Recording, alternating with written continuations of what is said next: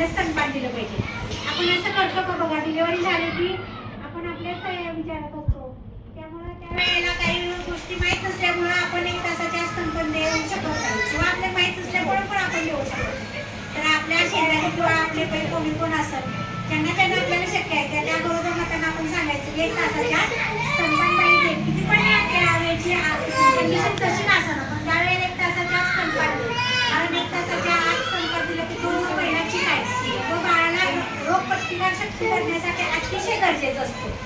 तर त्यानंतर स्तनपान करण्यासाठी ज्या ग्रंथी असतात त्या ग्रंथीच्या ऍक्टिव्ह होण्यासाठी जे बाळाला 2 तासाला स्तनपान केलं पाहिजे. आपण म्हणतो 3 दिवस दूधच येत नाही पण तसं काही नसते. नॅचरली ही क्रिया आहे. आपण जर ते पंपिंग करायचं त्या बाळाला सवय लावली तर ते ऑटोमॅटिकली त्या ग्रंथी ऍक्टिव्ह होत असतात आणि बाळाला दूध येत असतं आणि ते त्याला 3 दिवसासाठी पुरेसं आहे तेवढंच ते दूध येत असतं. म्हणून बाळाला दर 2 तासानं स्तनपान हे देणं गरजेचं आहे.